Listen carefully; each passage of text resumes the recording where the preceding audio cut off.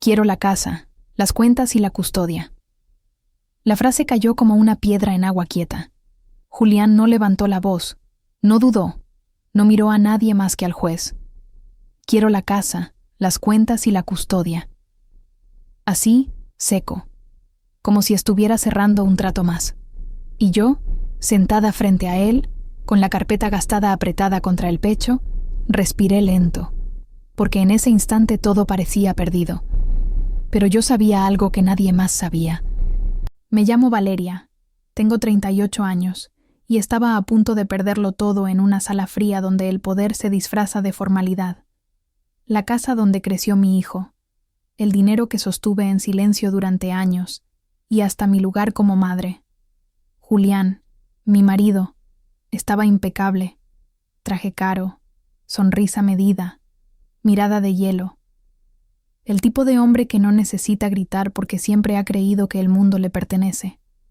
Él se mueve con esa seguridad incómoda de quien nunca fue cuestionado. Postura recta, palabras calculadas, un perfume caro que invade antes que su presencia. Habla de orden, de futuro, de lo mejor para todos, mientras te va sacando el piso con una mano y te pide confianza con la otra. Y durante mucho tiempo funcionó. Lo que nadie veía, ni su madre de uñas perfectas, ni los amigos que asentían, ni siquiera él, era que mientras me empujaban al silencio, yo estaba mirando, escuchando, guardando. Porque cuando te subestiman así, te dan ventaja sin saberlo.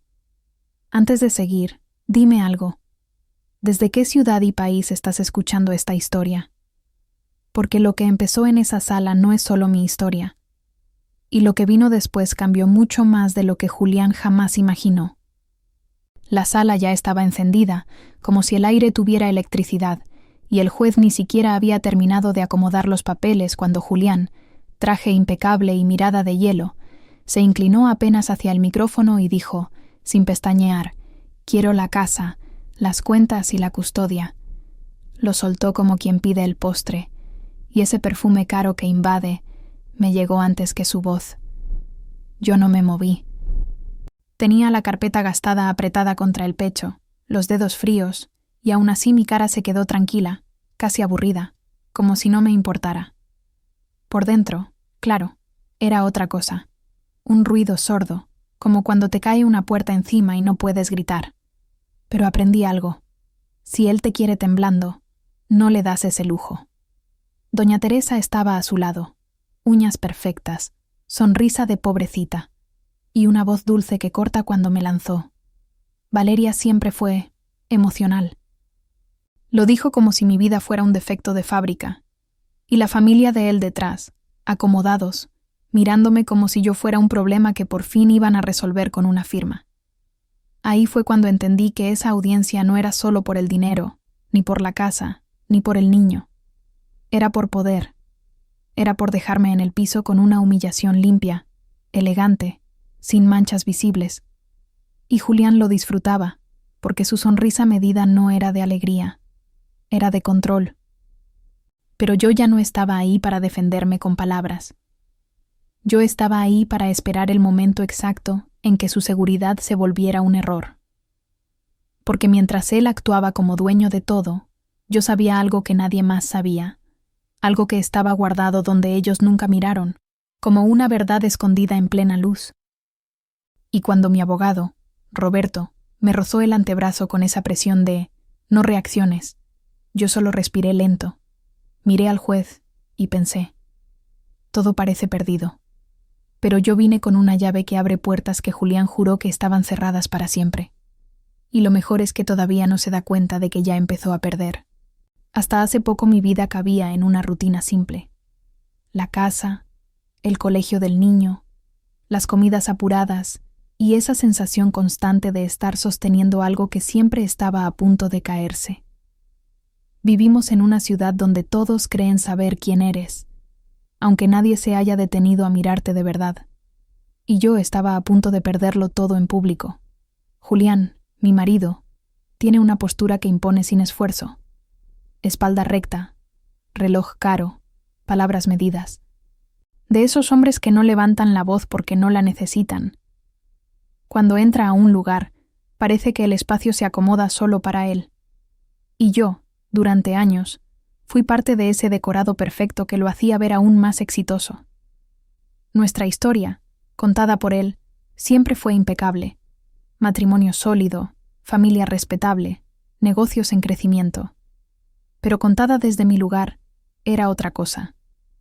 Era aprender a callar para no incomodar, a sonreír cuando me corregía en público, a justificar ausencias y silencios como si fueran normales. Todo muy prolijo, todo muy limpio. En esa sala, mientras el juez hojeaba papeles, vi cómo Julián cruzaba las manos con calma absoluta. Ni una gota de sudor, ni un gesto de duda. Él ya se veía ganador. Y esa seguridad venía de años de desequilibrio, de saber que tenía el dinero, los contactos y hasta a su madre jugando del mismo lado del tablero. Doña Teresa me miró apenas, como se mira algo que ya no importa. Yo sentí ese viejo nudo en la garganta, el mismo de tantas cenas familiares donde mi opinión sobraba.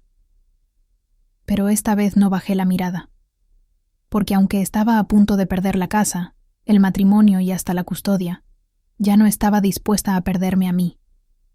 Y mientras todos creían que yo estaba ahí por desesperación, por miedo o por dependencia, la verdad era otra. Yo estaba ahí porque ese día empezaba a contarse una historia distinta, una que Julián todavía no conocía. Y lo más irónico es que él mismo me había enseñado, sin querer, cómo jugarla hasta el final. La primera vez que entendí que algo estaba roto, no fue con una infidelidad ni con una pelea fuerte.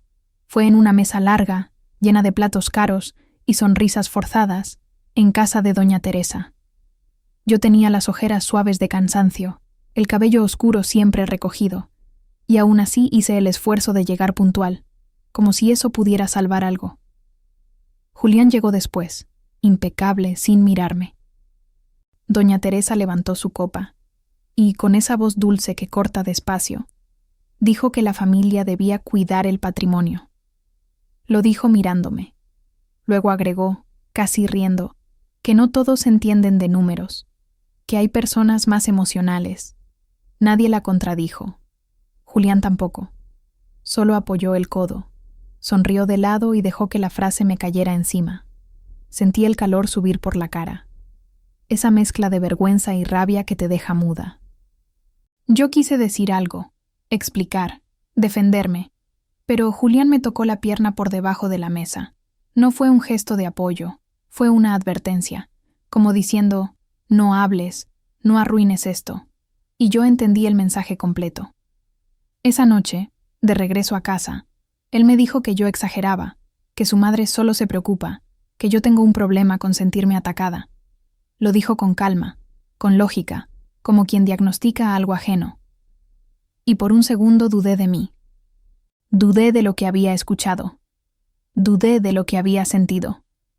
Ahí empezó la humillación más peligrosa, la que no deja marcas visibles, la de hacerte creer que lo que te duele no existe, que tu incomodidad es un defecto personal. Yo seguí cumpliendo, organizando, acompañando, mientras por dentro algo se iba cerrando, como una puerta que ya no quiere abrirse. Pero esa cena plantó una semilla, una pequeña, incómoda, silenciosa, porque entendí que en esa familia yo no era esposa ni nuera, era una variable. Y cuando alguien te trata como una variable, tarde o temprano te va a querer borrar de la ecuación. Lo que ellos no sabían es que yo ya estaba aprendiendo a contar de otra manera. Después de esa cena, las cosas no explotaron de inmediato. Se volvieron más sutiles, como cuando algo se rompe por dentro y nadie escucha el ruido. Un lunes cualquiera, fui a pagar con mi tarjeta y la máquina marcó error. Probé otra vez. Error. La cajera me miró con pena, y yo sentí ese calor incómodo en el cuello, como si todos supieran algo que yo no. Cuando llegué a casa, Julián estaba sentado, tranquilo, revisando el celular. Le conté lo de la tarjeta y sin levantar la vista me dijo que debía ser un problema del banco, que luego lo veía. Su tono era calmo, casi aburrido. Yo asentí, pero algo no encajaba, porque ese luego con él siempre significaba nunca. Días después intenté entrar a la cuenta compartida y la clave ya no funcionaba. Julián sonrió, esa sonrisa medida que ya conocía, y me explicó que estaba reorganizando las finanzas por el bien de la familia. Usó palabras grandes: estrategia, protección, futuro. Y yo quedé afuera de todo sin que nadie levantara la voz. La casa empezó a sentirse ajena. No porque hubiera cambiado nada físico, sino porque cada objeto parecía recordarme que ya no tenía control. Hasta la llave pesaba distinto en la mano, y cuando pregunté, con cuidado, qué estaba pasando, él me miró como si yo fuera una niña caprichosa y dijo: «Confía en mí». Ahí entendí que el problema no era el dinero, era el poder.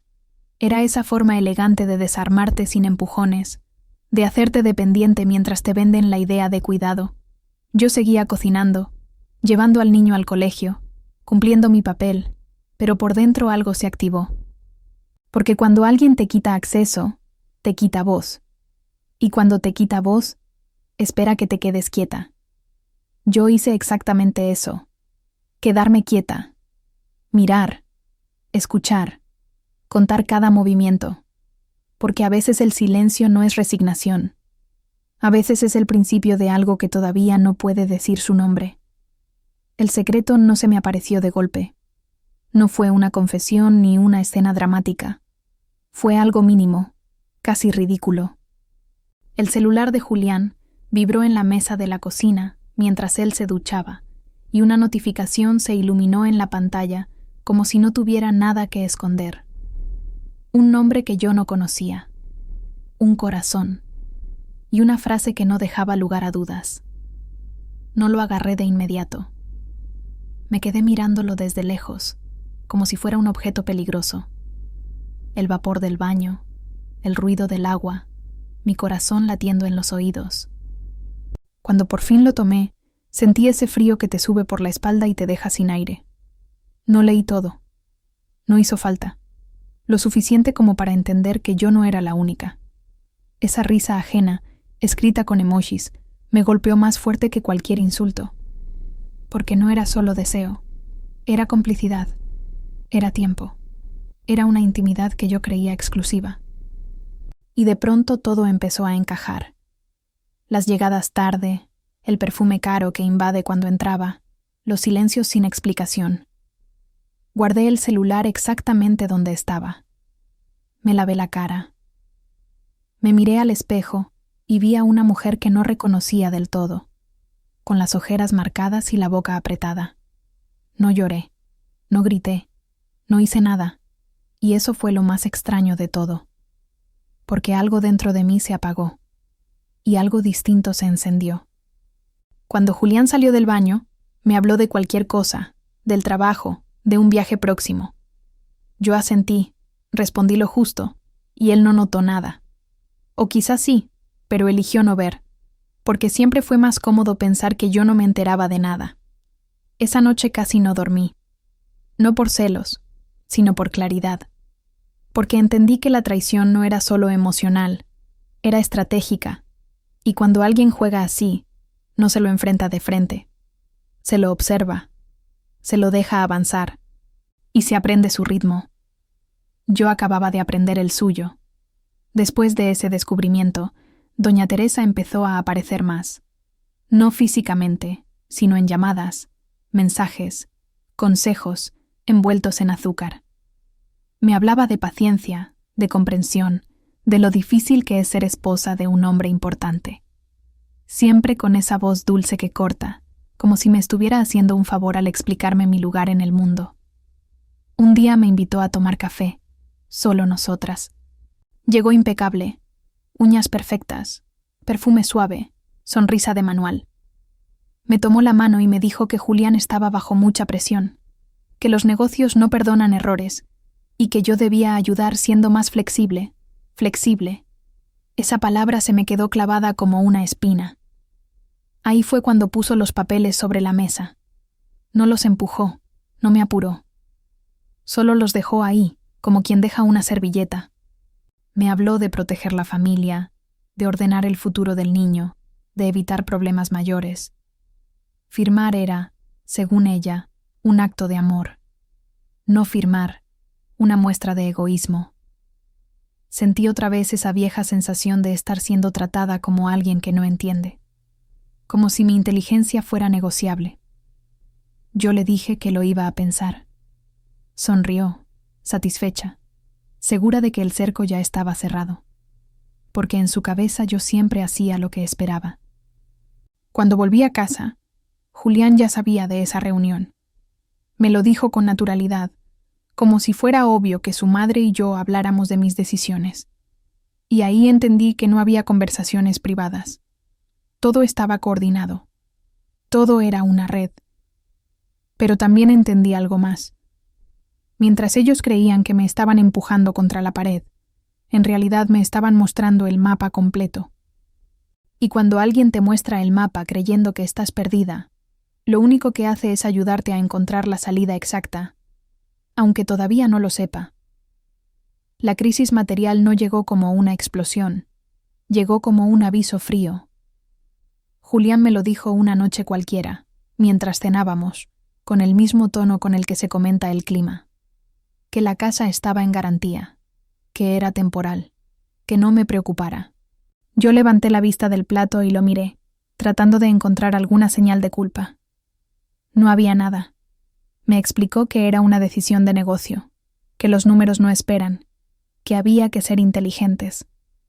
Usó palabras que siempre usaba cuando quería cerrar una conversación, y cuando mencionó que, si algo salía mal, ya veríamos alternativas. Entendí que esas alternativas no me incluían a mí tomando decisiones. Pensé en el niño durmiendo en su cuarto, en las paredes que yo había pintado, en las rutinas que hacían de esa casa un hogar. Todo reducido a una cifra, a un movimiento financiero que yo no había autorizado ni comprendido del todo. Sentí miedo, claro, pero fue un miedo distinto, más frío, más lúcido. Intenté preguntar detalles. Julián suspiró, como cansado de mí, y dijo que yo no debía cargarme con esas preocupaciones, que confiara. Otra vez esa palabra, confía. Como si confiar fuera quedarme quieta mientras otros movían mi vida de un lado a otro. Esa noche casi no hablamos. Él se durmió rápido. Yo me quedé despierta, escuchando los ruidos de la casa, tocando la pared fría, repitiendo mentalmente cada cosa que me habían dicho en los últimos meses. Porque cuando todo empieza a desaparecer en papeles y cifras, lo único que te queda es la memoria. Y ahí tomé una decisión silenciosa. No iba a discutir más sin pruebas. No iba a pedir explicaciones que nunca llegan. Si el dinero se estaba moviendo sin mí, yo iba a seguir ese movimiento hasta el final. Porque cuando alguien te esconde algo tan grande, siempre deja rastros. Y yo acababa de empezar a mirar donde antes confiaba. Conocí a Roberto en una oficina pequeña, con olor a papel viejo y café recalentado. Tenía 50 y tantos, lentes finos apoyados en la punta de la nariz, y una carpeta gastada que parecía haber visto demasiadas historias parecidas a la mía. No sonrió al saludarme. Me miró directo y me dijo que empezara por el principio, sin adornos. Le hablé de Julián, del dinero, de la casa en garantía, de los papeles que doña Teresa quería que firmara. Mientras yo hablaba, él no interrumpía, solo anotaba, lento, como si cada palabra tuviera peso. Cuando terminé, levantó la vista y dijo algo que me incomodó más que cualquier acusación. Aquí no importa lo que sientes, importa lo que puedes probar. No me prometió nada. No me dijo que todo iba a salir bien. Me explicó riesgos, escenarios, posibilidades reales. Su tono era práctico, casi frío. Pero por primera vez en meses sentí algo parecido a un suelo firme bajo los pies. Porque alguien estaba tratando mi historia como algo serio, no como un capricho emocional. Me pidió documentos, movimientos, fechas. Me dijo que dudara incluso de él, que no confiara a ciegas, que todo debía pasar por el papel. Yo asentí, aunque por dentro me dolía aceptar que mi vida se había convertido en un expediente. Antes de irme, me lanzó una advertencia. Si decides avanzar, no hay marcha atrás. La otra parte va a reaccionar, va a presionar, va a intentar hacerte quedar como la loca. Y yo pensé en Julián, en doña Teresa, en sus sonrisas seguras, y supe que ya estaban haciéndolo. Salí de esa oficina con una mezcla rara de miedo y claridad. No sabía si Roberto era un aliado o solo un profesional más, pero entendí algo clave. Para sobrevivir ahí, yo tenía que dejar de ser solo la esposa herida y empezar a ser alguien que entiende el juego. Y ese aprendizaje apenas estaba comenzando. El primer objeto apareció sin hacer ruido. Una llave vieja, de esas que uno guarda en el fondo de un cajón sin recordar por qué. La encontré buscando papeles del niño, y al verla supe exactamente de qué habría. Julián la había dado por perdida años atrás, cuando cambió cerraduras por seguridad. Yo no dije nada, la guardé como se guarda algo frágil. Roberto me pidió orden, fechas, copias, respaldos. Me habló de una frase técnica que parecía insignificante, pero la repitió 2 veces, despacio, como quien planta una semilla. Me dijo que la recordara tal cual, sin cambiar una palabra. Yo asentí, aunque no entendía todavía por qué era tan importante. Empecé a armar mi propia carpeta gastada. Contratos, extractos, mensajes impresos.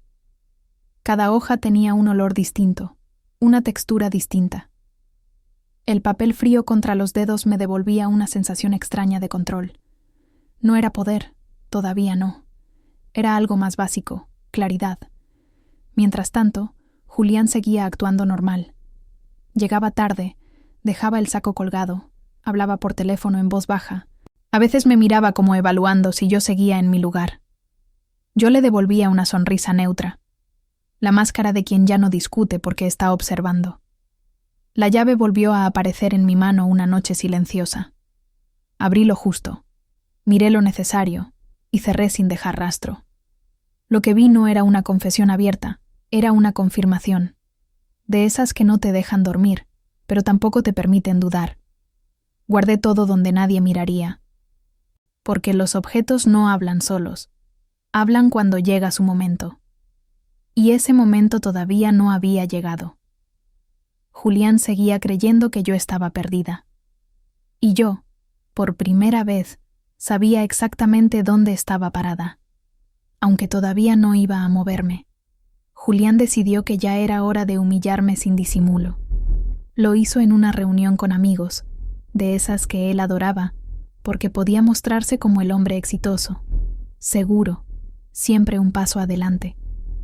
Yo estaba sentada a su lado cuando empezó a contar, entre risas, lo difícil que era convivir con alguien tan sensible como yo. Las miradas incómodas se cruzaron en la mesa. Alguien intentó cambiar de tema. Él no dejó.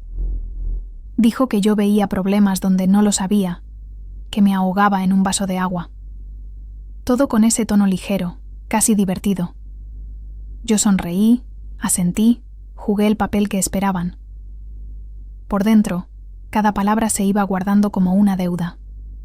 Después, cuando estuvimos solos, me dijo que no entendía por qué yo me ofendía tanto, que solo estaba siendo honesto. Honestidad. La palabra le salió fácil, y ahí supe que ya no le importaba mi reacción. Me estaba probando, midiendo hasta dónde podía empujar sin que yo me rompiera delante de todos. Esa noche, mientras él dormía, repasé mentalmente cada gesto, cada risa ajena, cada silencio cómplice. No era solo desprecio. Era una estrategia para aislarme, para que los demás empezaran a verme como el problema. Y funcionaba, lo sabía, lo sentía en el aire, pero también sabía algo más. La humillación pública es una apuesta, porque cuando alguien se expone tanto, deja huellas, testigos, contexto. Yo ya no necesitaba que me respetaran, necesitaba que recordaran. Al día siguiente, Julián actuó como si nada hubiera pasado. Beso rápido, café, agenda apretada. Yo lo vi salir y pensé que él creía haber ganado esa noche. No sabía que acababa de regalarme algo invaluable, la certeza de que iba a subestimarme hasta el final. El segundo objeto apareció disfrazado de rutina. Un sobre entre facturas, papeles del colegio y propaganda inútil. No tenía mi nombre completo, solo una inicial mal escrita. Lo abrí sin apuro, como si fuera cualquier cosa, y ahí estaba. Una firma que yo había visto antes, pero nunca en ese contexto. La fecha no coincidía con nada que Julián me hubiera contado. El papel olía a tinta reciente y a ese perfume caro que invade cuando él llega confiado. Lo leí 2 veces, 3. Cada línea encajaba con algo que yo había sentido, pero no podía probar. No era una confesión directa, era peor, era ordenado, frío, pensado para que nadie cuestionara nada, excepto yo. Guardé el sobre en silencio, no hice fotos, no escribí mensajes. Aprendí rápido que el impulso es enemigo del plan. Julián pasó por la cocina y me preguntó si todo estaba bien. Le dije que sí, con naturalidad. Él sonrió, satisfecho, como si acabara de confirmar que yo seguía donde él quería. Esa noche, mientras doblaba ropa, pensé en cuántas veces había ignorado señales por amor, por cansancio, por miedo a exagerar. Ahora no. Ahora cada detalle tenía un lugar. Cada mentira se volvía una pieza más del mismo dibujo. Llevé el sobre a la carpeta gastada y lo acomodé con cuidado. No era el golpe final, pero sí una grieta seria en su estructura perfecta. De esas que no se ven desde afuera, pero que hacen crujir todo cuando llega el peso justo. Me acosté tarde, escuchando su respiración tranquila. Julián dormía como alguien que se cree intocable. Yo no. Yo estaba despierta, calculando tiempos, silencios y movimientos. Porque cuando empiezas a ver el patrón completo, ya no hay vuelta atrás. Empecé a ceder de la forma que ellos esperaban. Dejé de preguntar. Dejé de discutir. Asentía cuando doña Teresa hablaba de ordenar las cosas y cuando Julián explicaba decisiones que ya venían tomadas. Mi silencio los tranquilizó, porque nada calma más al poder que creer que el otro se resignó. Mi familia empezó a preocuparse. Me decían que me veían distinta, apagada, que no entendían cómo podía aceptar todo así. Yo les sonreía. Decía que estaba cansada, que ya pasaría. Y en el fondo me dolía que incluso ellos dudaran de mí. Pero entendí que esa duda también era parte del escenario. Julián se volvió más confiado. Dejó papeles a la vista. Habló por teléfono cerca mío. Bajó la guardia. Su sonrisa medida ya no era tan tensa. Creía que yo había entendido el mensaje. Que había aprendido a quedarme en mi lugar. Y ese error le iba a costar caro. Mientras tanto, yo seguía juntando piezas, sin apuro, sin ruido. Cada gesto suyo confirmaba lo que ya sabía. Y cada día que pasaba, el plan se hacía más sólido. No era venganza, era necesidad.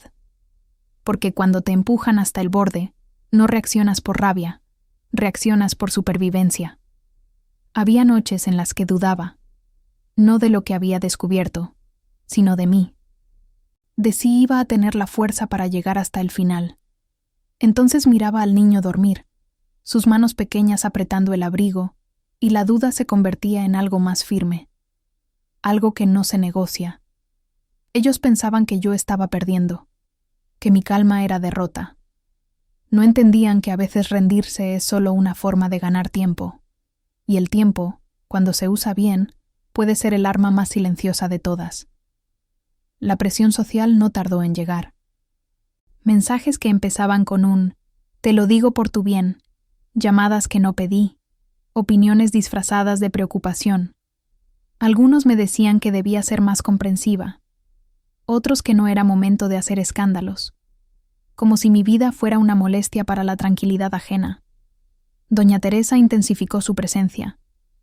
Aparecía en casa sin avisar, hablaba del niño como si fuera suyo, y dejaba caer frases suaves, casi inocentes, sobre lo difícil que es criar sola.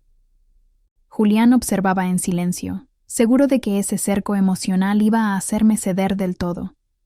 En una comida familiar, alguien comentó que yo no estaba bien. Lo dijo riendo, como si fuera una broma. Nadie me defendió.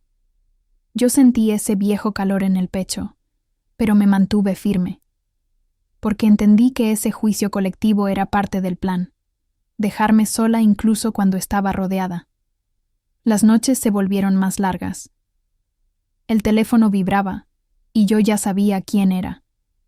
Gente opinando de mi matrimonio sin conocer ni la mitad.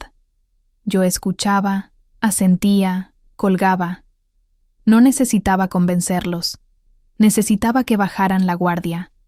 Roberto me había advertido de esto. Me dijo que cuando el entorno empieza a presionarte, es señal de que algo se está moviendo, que el poder siempre llama refuerzos cuando siente que puede perder control, y yo lo estaba sintiendo en la piel. Cada mensaje, cada llamada, lejos de debilitarme, me confirmaba que iba por el camino correcto. Porque nadie intenta callarte si no teme lo que puedas decir. Y yo todavía no había dicho nada. Pero cuando hablara, no iba a ser para explicarme. Iba a ser para cerrar una historia que otros creían escrita. La prueba concreta apareció cuando ya estaba cansada de buscarla. No fue un momento épico, fue una madrugada silenciosa, con la casa en penumbra y el sonido del refrigerador marcando el tiempo. Abrí una carpeta digital que Julián creía protegida y ahí estaba. Una transferencia que no debía existir, una cuenta espejo, un movimiento que no tenía justificación posible. Me quedé mirando la pantalla sin parpadear. Sentí ese golpe seco en el pecho que no te deja respirar, no por sorpresa, sino por confirmación. Todo lo que había intuido tenía forma, números, fechas. No era una sospecha, era un hecho. Y en ese instante entendí que ya no había marcha atrás. Imprimí lo necesario, nada más. Aprendí a no llevarme todo, solo lo justo. Guardé las hojas en la carpeta gastada y escribí una nota breve para mí misma.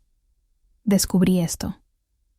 No para recordarlo, sino para no minimizarlo después, cuando el miedo intentara convencerme de que exageraba. Llamé a Roberto al día siguiente. No lloré. No me expliqué de más. Le mostré los papeles y lo vi cambiar de expresión por primera vez. Cerró la puerta, se sacó los lentes y respiró hondo. Ahí supe que lo que tenía en las manos era real. Y grave. Me dijo que ahora sí había un camino claro, pero que no iba a ser rápido ni limpio. Que Julián iba a negarlo todo, que su madre iba a intervenir, que iban a usar al niño como excusa. Yo asentí. Ya lo esperaba. Porque quien construye sobre mentira siempre se defiende con más mentira. Salí de esa oficina con una mezcla rara de miedo y determinación. El plan ya no era una idea, era una ruta. Y aunque todavía faltaba el momento exacto, supe que cuando llegara, nada de lo que Julián había preparado sería suficiente para salvarlo de lo que él mismo había puesto en marcha. Roberto dudó de mí por un segundo. No porque no creyera en los papeles, sino porque me miró a los ojos y quiso saber si yo iba a sostener lo que eso implicaba. Me dijo, sin rodeos, que lo que había encontrado podía cambiar todo, pero que también podía volverse en mi contra si flaqueaba. Yo no desvié la mirada. Le mostré la carpeta gastada completa, las copias, las fechas, los mensajes impresos, el sobre con la firma mal escrita. Cada cosa tenía su lugar. Roberto pasó las hojas despacio, en silencio. Cuando terminó, apoyó las manos sobre la mesa y asintió, como quien acepta una verdad incómoda. Ahí dejó de verme como una esposa confundida.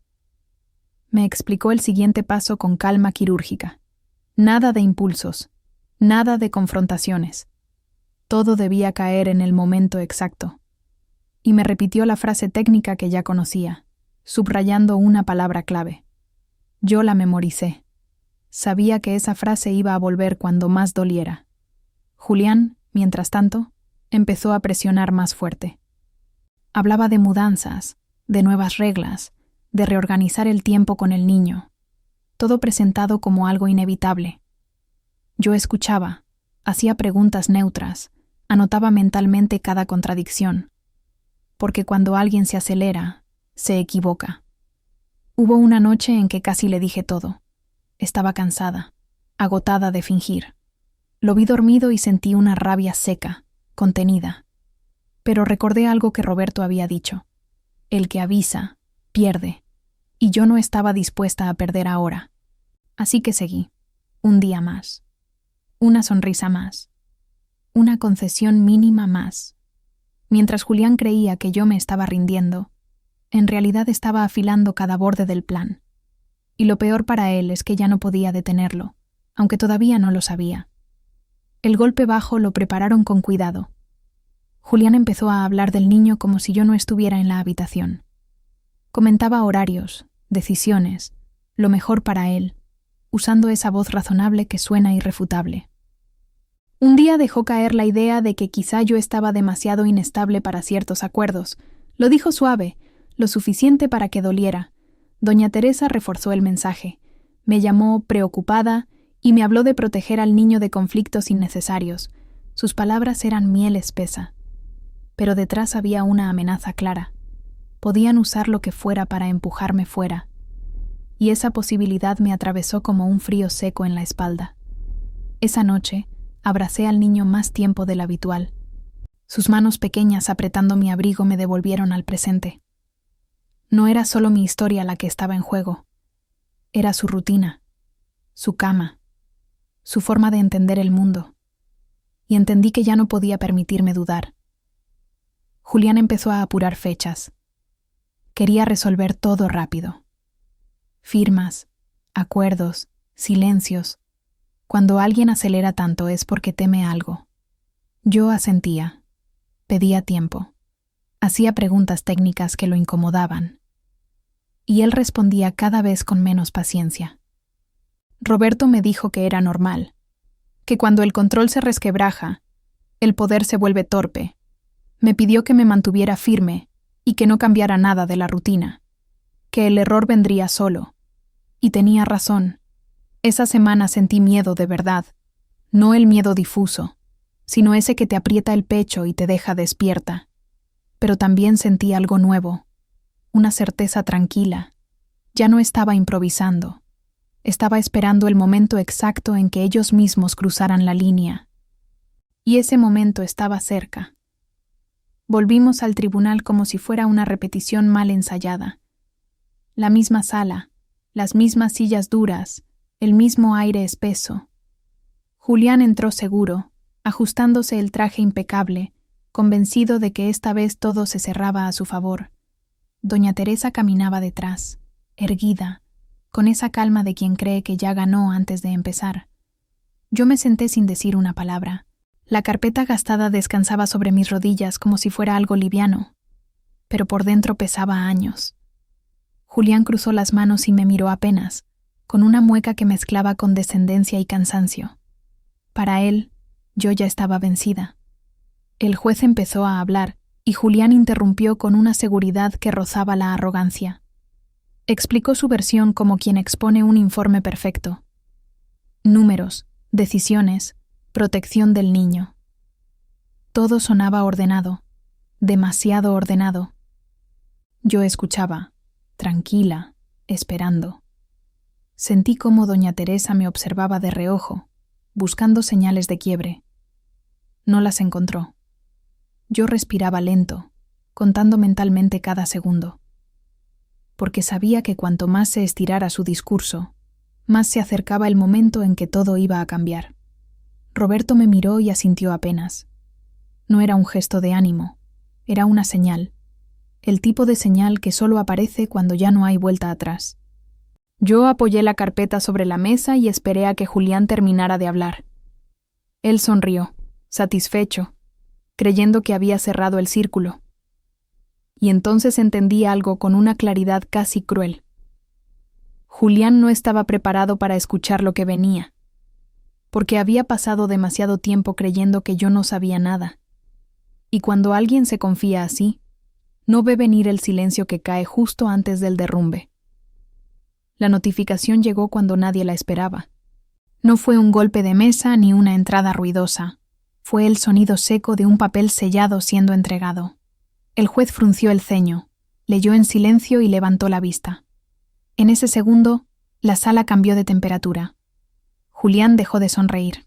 Por primera vez. Roberto se puso de pie sin prisa. Su voz fue clara, técnica, exacta. Pronunció la frase que yo había memorizado palabra por palabra. Esa que parecía insignificante cuando la escuché por primera vez. Vi cómo el rostro de Julián se tensaba, cómo buscaba aire, cómo sus manos dejaban de estar tan seguras. Doña Teresa intentó intervenir, con esa dulzura urgente que usa cuando algo se sale de control. El juez la detuvo con un gesto firme. Ya no era una conversación familiar, era otra cosa. Y ellos lo entendieron demasiado tarde.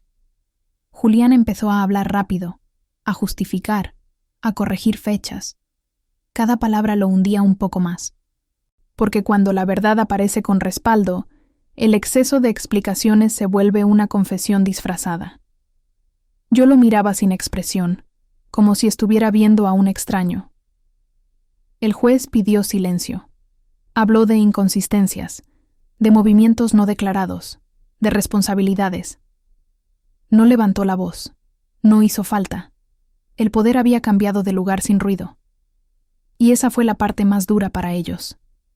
En ese momento, supe que ya no importaba cuánto intentaran salvarse. El juego había terminado, no con gritos ni con lágrimas, sino con algo mucho más definitivo, la certeza de que todo lo que habían construido sobre mentira se estaba desarmando frente a todos, sin posibilidad de volver atrás. Julián perdió el control de una forma que nunca le había visto. No gritó de inmediato. Primero intentó sonreír, esa sonrisa medida que siempre lo salvaba. Pero esta vez no funcionó. La mandíbula se le tensó, los ojos se le llenaron de una furia torpe y empezó a hablar sin orden, mezclando excusas con reproches, como si todavía pudiera acomodar la realidad a su favor. Me miró directo, por primera vez sin superioridad. Ahí estaba el miedo. No el miedo a perder dinero, sino a perder la imagen, el respeto automático, ese lugar cómodo desde donde siempre había mandado. Doña Teresa murmuraba algo a su lado, tratando de recomponer la escena, pero ya nadie la escuchaba. Cuando me tocó hablar, no levanté la voz, no hice discursos. Dije una sola frase, corta, firme, sin emoción aparente. La frase que cerraba todas las puertas que él había dejado abiertas creyéndose intocable.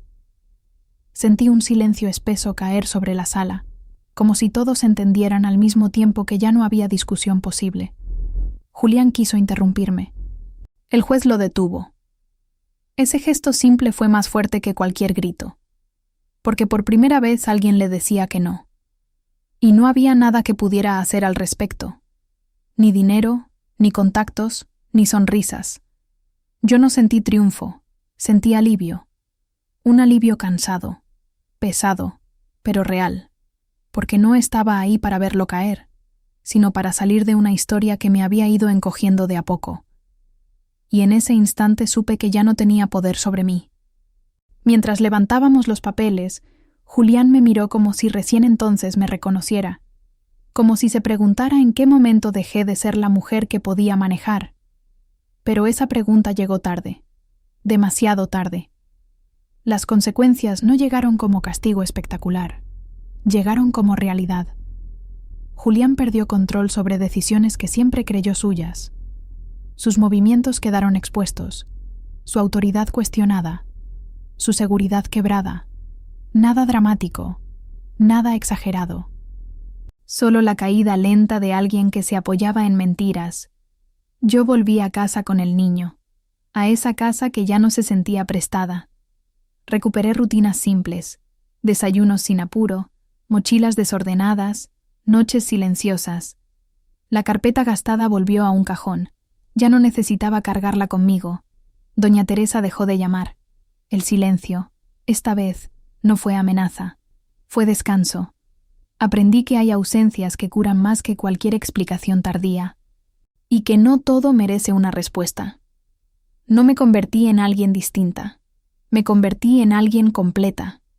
Volví a ocupar espacios sin pedir permiso, a tomar decisiones pequeñas, concretas, cotidianas, a confiar, pero con los ojos abiertos. Y eso cambió todo. El niño volvió a reír sin tensión. Yo volví a dormir sin miedo. La vida siguió, sin aplausos ni escenas finales, solo con esa sensación tranquila de haber puesto un límite donde antes había silencio. Y si algo quedó claro, es esto. Cuando alguien te subestima durante demasiado tiempo, termina regalándote la oportunidad perfecta para salir de su control. No por revancha, por dignidad. Nada terminó ese día de forma ruidosa. No hubo escenas exageradas ni discursos memorables. Lo que hubo fue algo más incómodo para quien siempre se sintió intocable. Consecuencias reales. Julián salió de esa sala distinto. No derrotado de golpe, sino desarmado. Sus decisiones empezaron a ser revisadas, sus movimientos cuestionados. Su palabra dejó de ser suficiente. El poder que antes ejercía sin esfuerzo empezó a pesarle en las manos. Yo volví a casa con el niño, a esa casa que durante meses sentí ajena y que poco a poco volvió a ser mía. Volvieron las rutinas simples. Preparar el desayuno sin prisa, revisar tareas, dejar la mochila en la silla. Nada extraordinario, justo por eso tan valioso. La carpeta gastada dejó de acompañarme a todos lados y volvió a un cajón, donde pertenece lo que ya cumplió su función. Doña Teresa desapareció del mapa sin despedidas. Las llamadas cesaron, los mensajes se evaporaron. Ese silencio, que antes me oprimía, esta vez fue alivio. Aprendí que no todas las personas merecen una explicación final y que algunas ausencias son la forma más honesta de cierre. No me convertí en otra persona. Me convertí en alguien que ya no se encoge. Recuperé decisiones pequeñas pero fundamentales. Cómo organizar mi tiempo, cómo administrar lo que me corresponde, cómo decir que no sin culpa. Mi hijo volvió a reír sin tensión, a dormir sin sobresaltos. Yo también. La vida no se volvió perfecta, se volvió clara. Y eso cambió todo. Porque cuando alguien construye su poder sobre el silencio ajeno, lo pierde en el momento exacto en que ese silencio se rompe con hechos. No por revancha, por límite, por dignidad. Si esta historia te resonó en algo, si te viste reflejada en alguna escena o pensaste en alguien mientras escuchabas, deja tu comentario. Comparte este video con quien lo necesite.